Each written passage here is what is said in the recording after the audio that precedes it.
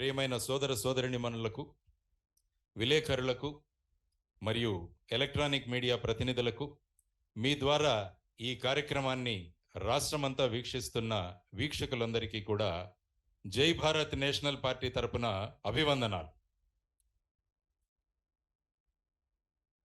మన దేశంలో ఇప్పుడున్న రాజకీయ పరిస్థితులు మీ అందరికీ తెలుసు, నాకు కూడా తెలుసు, ప్రపంచం మొత్తానికి కూడా తెలుసు. అయోమయ స్థితిలో దాదాపు దేశమంతా కూడా ఉంది. రాజకీయాలంటే ప్రజల్ని మోసగించడమే అనుకుంటున్న పరిస్థితులలో రాజకీయాలంటే సుపరిపాలన అని సిద్ధం చేయడానికి జై భారత్ పార్టీ పుట్టింది. మేము ఆ పార్టీని తీసుకుని ముందుకు రావలసి వచ్చింది. ఇది ప్రధానమైన కారణం. రాజకీయాలంటే మోసము అనుకుంటున్న ప్రజల యొక్క అభిప్రాయాన్ని మార్చి రాజకీయాలంటే సుపరిపాలన అని సిద్ధం చేయడానికి, నిరూపించడానికి రావలసి వచ్చింది. శ్రమతో అద్భుతాలు సృష్టిద్దామని, పరిశ్రమల నుండి ప్రగతి సాధిద్దామని ప్రభుత్వాలకు ఆలోచన లేకపోవడం వల్ల మనందరికీ నిరుద్యోగం అన్నది ప్రధానమైన సమస్యగా ఏర్పడింది.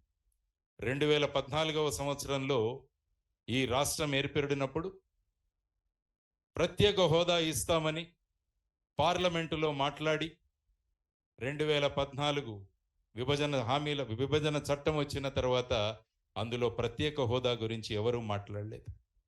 రాష్ట్రంలో ఉన్న నిరుద్యోగానికి ప్రధానమైన కారణం నా ఉద్దేశంలో ప్రత్యేక హోదా రాకపోవడం.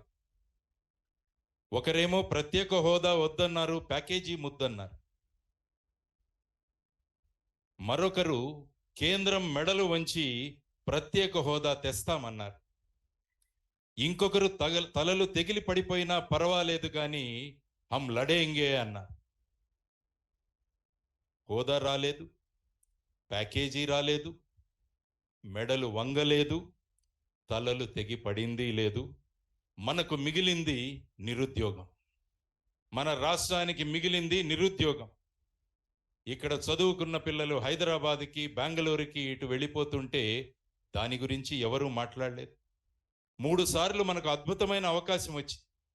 రాష్ట్రపతి ఎన్నికలు జరిగిన సందర్భంగా, ఉపరాష్ట్రపతి ఎన్నికలు జరిగిన సందర్భంగా ఢిల్లీ సివిల్ సర్వీసెస్ చట్టాన్ని పార్లమెంట్లో ప్రవేశపెట్టినప్పుడు 3 సార్లు మనకు అవకాశం వచ్చింది ప్రత్యేక హోదా అడగడానికి.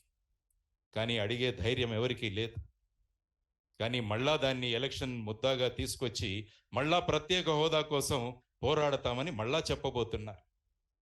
ఈ అన్ని బూటకపు ప్రచారాలను సమాప్తి చేసి రాష్ట్రానికి ప్రత్యేక హోదా తీసుకురావడానికి పుట్టింది జై భారత్ నేషనల్ పార్టీ.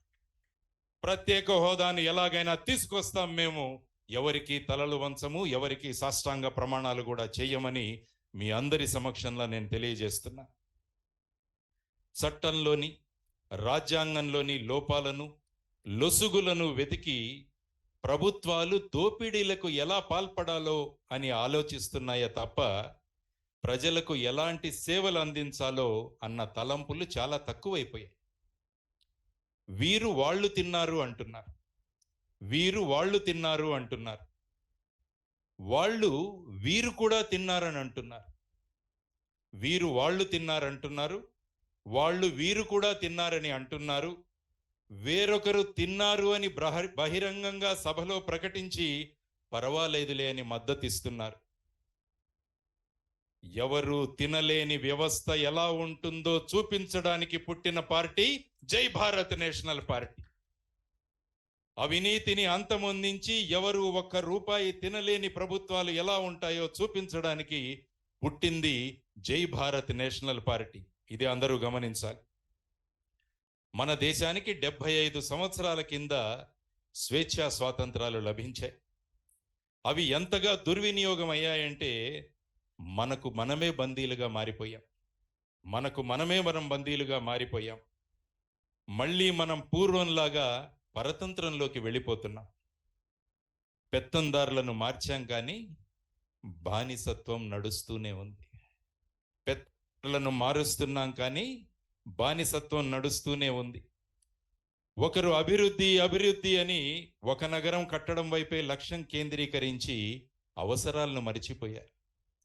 ఒకరు అభివృద్ధి అభివృద్ధి అని ఒక నగరం కట్టడానికే లక్ష్యం కేంద్రీకరించి ప్రజల అవసరాలను పూర్తిగా నిర్లక్ష్యం చేశారు. ఇంకొకరు అవసరాలు అవసరాలు అని అభివృద్ధిని పక్కకు నెట్టారు. అభివృద్ధితో ఎలా అవసరాలు తీర్చవచ్చో ప్రజలకు చెప్పి బానిసత్వం నుంచి విముక్తి కలిగించడానికి పుట్టిన పార్టీ జై భారత్ నేషనల్ పార్టీ. జై భారత్ నేషనల్ పార్టీ బానిసత్వాన్ని నుంచి విముక్తి కలిగిస్తుంది. అభివృద్ధితో అవసరాలు ఎలా తీర్చాలో అన్నది జై భారత్ నేషనల్ పార్టీ అందరికీ తెలియజేస్తుంది. ఒకప్పుడు మన రూపాయి డాలర్ స్థాయితో సమానంగా ఉండేది. డాలర్ స్థాయితో సమానంగా ఉండి రూపాయి గర్వంగా తలెత్తుకు తిరుగుతుండేది. కానీ ఇప్పుడు దానికి వ్యతిరేక పరిస్థితిని చూస్తున్నాం. డాలరు శాసిస్తుంటే రూపాయి తల వంచుకొని దాస్యం చేసే దుస్థితికి దిగజారిపోయింది. నిజానికి ప్రజలు ప్రభుత్వాలను నిర్ణయిస్తున్నారా అనే అనుమానం కూడా మనకు కలిగిపోతుంది. ఇప్పుడు ప్రజాస్వామ్యం ఎక్కడా అని వెతుక్కోవాల్సి వస్తుంది.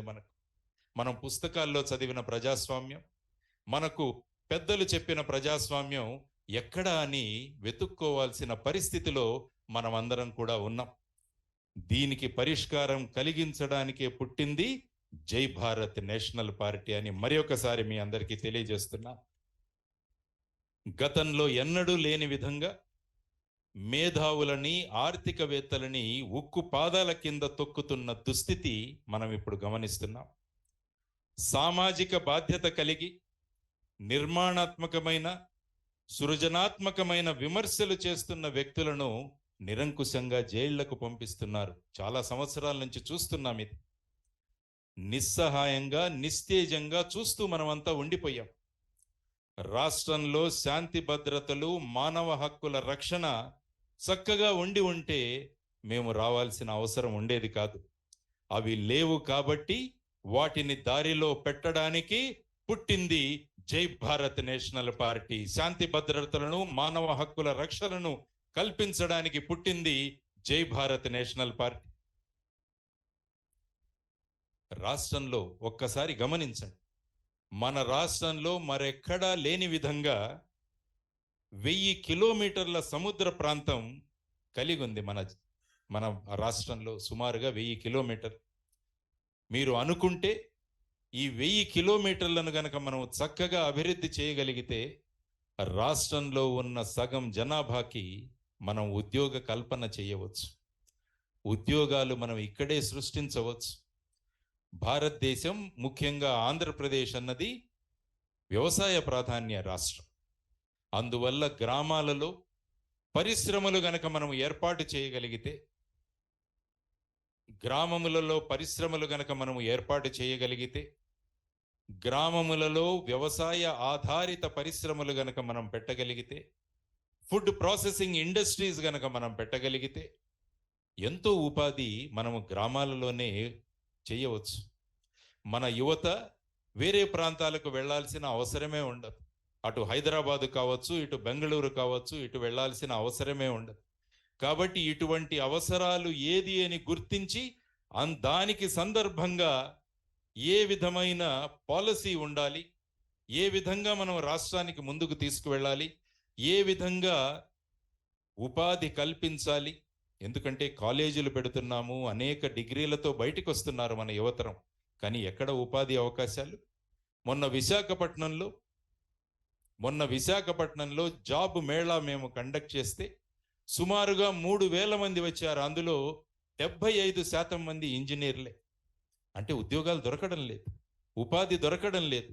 దానికి ప్రధానమైన కారణం పాలసీలు చక్కగా నిర్మాణం చేయబడడం లేదు. గ్రామీణ ప్రాంతంలో ఉన్న అద్భుతమైన అవకాశాలను మనం పట్టించుకోవడం లేదు. వీటన్నిటినీ గమనించి యువతరానికి అద్భుతమైన ఉపాధి కల్పించడానికి ప్రజల నుంచి పుట్టిన పార్టీ జై భారత్ నేషనల్ పార్టీ అని మీ అందరికీ తెలియజేస్తున్నా. ఇది ఇలా ఉండగా కొన్ని కుటుంబాలకు మాత్రమే పరిమితమైపోయాయి రాజకీయాలు. వాళ్ళే తిరుగుతున్నారు, అవే ముఖాలు. ఈ పార్టీ నుంచి ఆ పార్టీకి, ఆ పార్టీ నుంచి ఈ పార్టీకి, లేకుంటే ఒక నియోజకవర్గం నుంచి ఇంకొక నియోజకవర్గంకి, ఈ విధంగా తిరుగుతూ ఉన్న రాజకీయాలు మనం చూస్తుంటే కుటుంబ పాలన అన్నది ఎప్పుడో అన్నారు. మనము రాచరికాలు ఏవైతే ఉన్నాయో అవి కుటుంబ పాలనని చెప్పేసి వాటిని వద్దన్నాం మనం.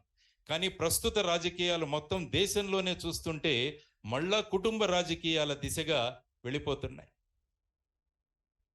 ఎవరో నాన్నగారు ఏదో హోదాలో ఉన్నారని ఖచ్చితంగా వాళ్ళ పిల్లలకు కూడా మళ్ళా హోదాలు రావాల్సిందే. ఆ విధమైన పరిస్థితులు ఉన్నప్పుడు ప్రజలు ఏమవుతున్నారు? ప్రజలకు సురక్ష ఉందా అని ఆలోచిస్తుంది. ఒకరు బ్లాక్ కమాండో సెక్యూరిటీలో ఉన్నారు, ఇంకొకరు పరదాల సెక్యూరిటీలో ఉన్నారు. విచిత్రం ఏంటంటే ప్రజలకు సెక్యూరిటీ లేదు.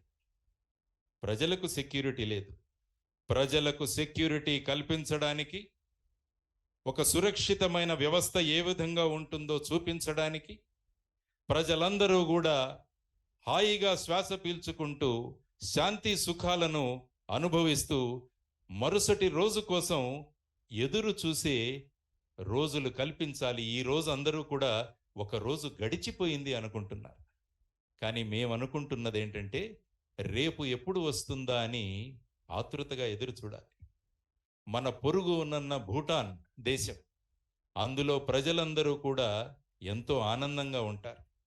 మరి అక్కడ ఆనందంగా ఉన్నది మనం ఎందుకు ఆనందంగా ఉండలేము? దీనికి ప్రధానమైన కారణం బూటకపు రాజకీయాలు. కాబట్టి ఈ బూటకపు రాజకీయాలకు స్వస్థ పలికి మన పొరుగున ఉన్న భూటాన్ లాంటి హ్యాపీనెస్ ఇండెక్స్ మన రాష్ట్రంలో తీసుకురావడానికి ప్రజల యొక్క కాంక్షల నుంచి పుట్టింది జై భారత్ నేషనల్ పార్టీ అని మీ అందరికీ తెలియజేస్తున్నాను. ఈరోజు నిరంకుశ పాలనలో మగ్గిపోతున్న ప్రజలను రాజకీయ నాయకుల కబంధ హస్తాల నుండి కాపాడడానికి ఏ విధమైన అర్థబలం, ఏ విధమైన అంగబలం లేకపోయినా నేను నమ్ముకున్నది మా ప్రజల యొక్క నైతిక బలం. ఆ నైతిక బలంతో ప్రజలందరికీ అండగా ఉండడానికి పుట్టింది జై భారత్ నేషనల్ పార్టీ. మా దగ్గర అర్థబలం లేదు, అంగబలం లేదు, కానీ ప్రజల దగ్గర, మా దగ్గర ఉన్న నైతిక బలంతో ఈ రాష్ట్రం అంటే ఏంటో అని ప్రపంచానికి చూపించడానికి ప్రజల కాంక్షల నుంచి పుట్టింది జై భారత్ నేషనల్ పార్టీ.